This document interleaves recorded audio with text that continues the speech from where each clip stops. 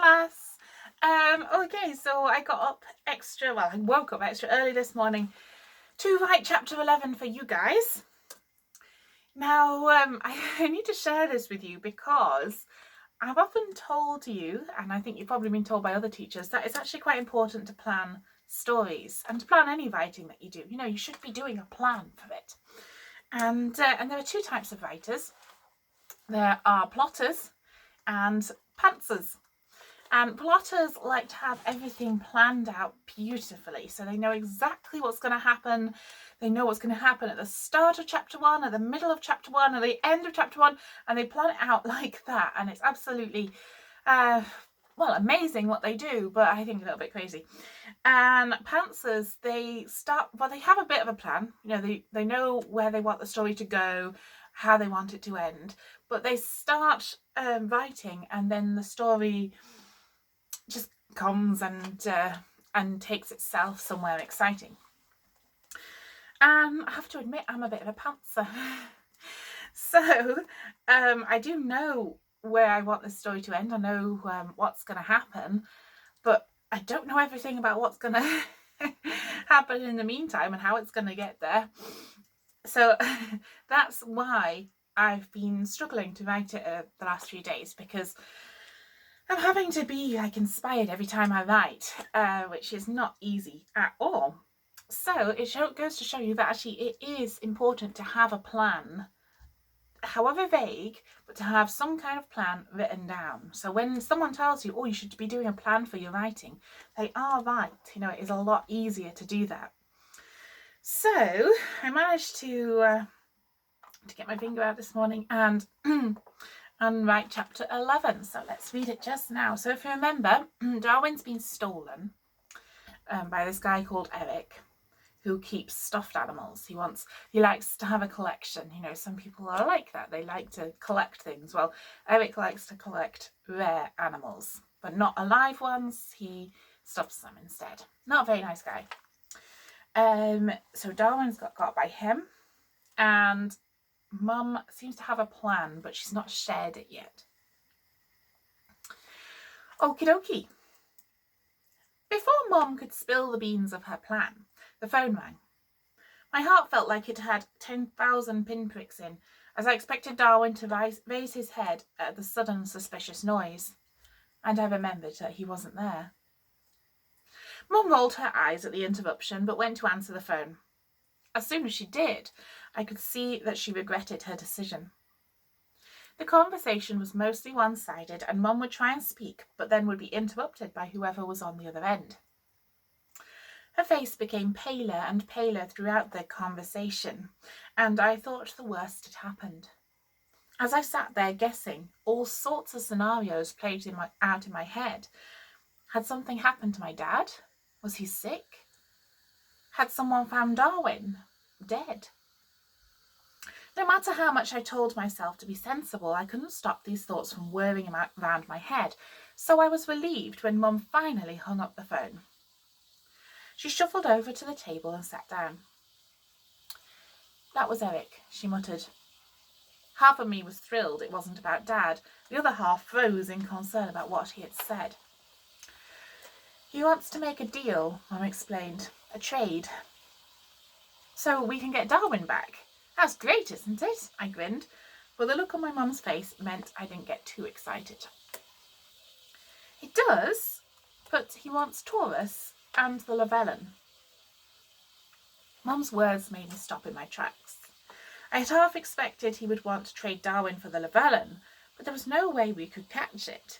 And even if we did, I didn't want to take it to someone who was just going to kill it. And Taurus, well, how could we trade Darwin for Taurus? It wouldn't be right. Mum sat for a while with her elbows on the table, resting her head against her hands. Is there a way we can pretend we're going to trade, but just snatch Darwin back? It works in films sometimes, I suggested. No, it doesn't, Mum said. People always get hurt when they try that in films. I don't want any of them getting hurt. But think it through, though, I continued with my plan. It was the only thing I could think of. Taurus must be really dangerous when he wants to be, and the Lavellan is highly poisonous. They're both dangerous animals. if we could get them to attack Eric and distract him, then maybe we could get Darwin back. There were two problems with this plan, Mum argued. Firstly, you know that Eric and his lot will have guns. If we set the animals on them, they'll shoot them. I'm not having any bullets flying anywhere, and my animals getting hurt. Or worse, I'm not having you getting hurt. I grinned, for two reasons. Mum saw me getting hurt as worse than her beloved animals getting hurt, and perhaps more so because it meant she expected me to be there at the drop-off. Secondly, Mum continued, ignoring my grin, Taurus is dangerous, but only when he doesn't mean to be. He's actually the most relaxed, kind-hearted animal I've ever worked with. He wouldn't intentionally hurt a fly.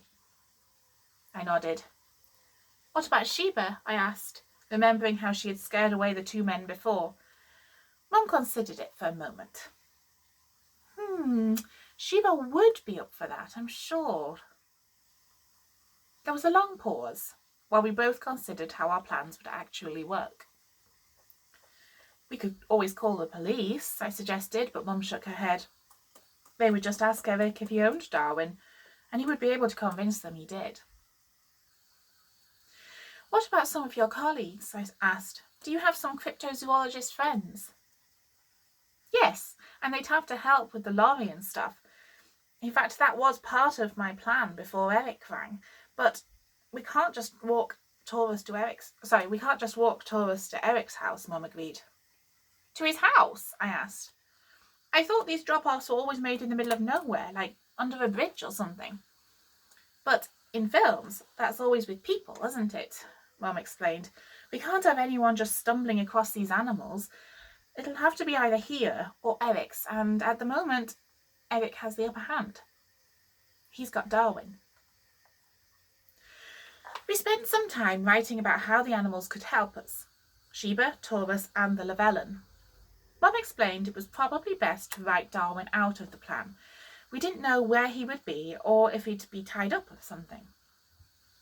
Taurus was powerful, and Mum had explained if he charged at you, you were in big trouble.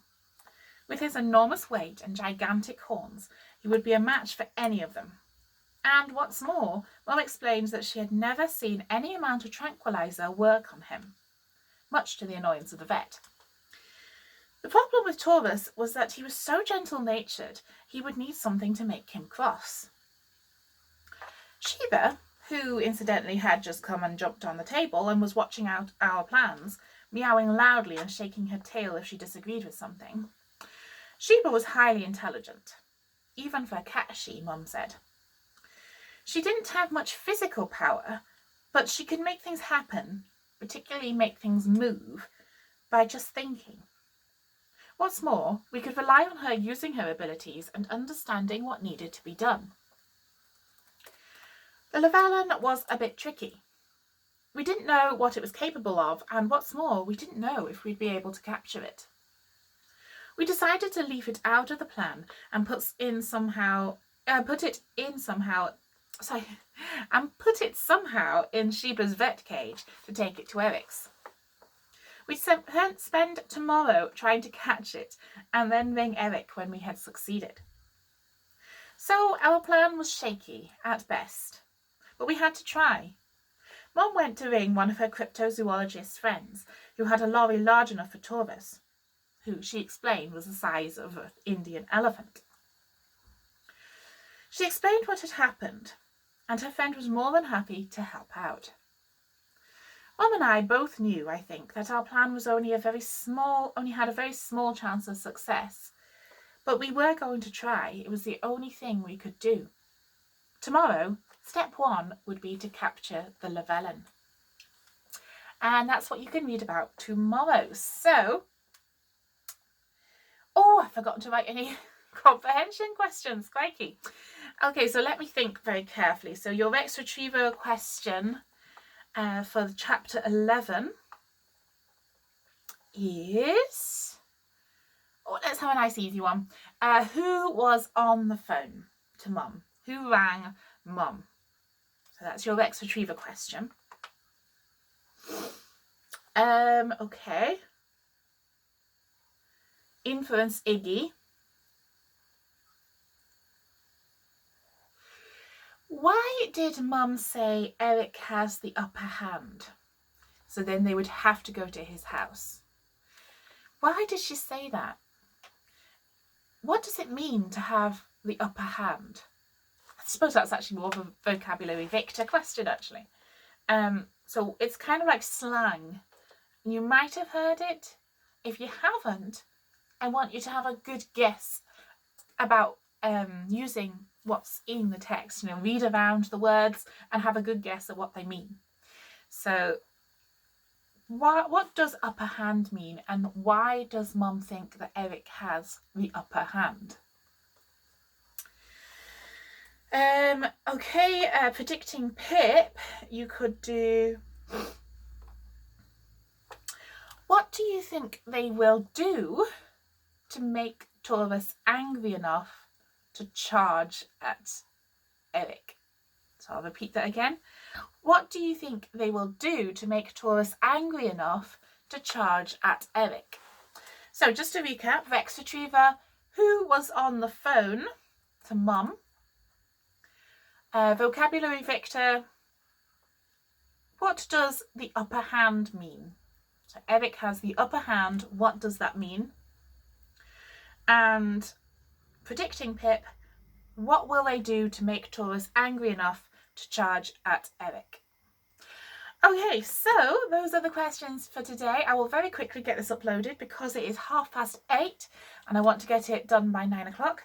Thank you for listening, guys, and I will write the next chapter this evening, or more likely tomorrow morning, before school starts, so I can share it with you. I know what's going to happen now. I'm really pleased with myself because while I was writing this, it suddenly came to me how it would work out. So that is great. That means that I will find it so much easier to write the next section. So this is why, guys, you need to write a plan for your story so you don't end up like me and not knowing what's going to happen. Okay, folks, I will close there because I need to upload the video. So bye for now. I hope you enjoy your day.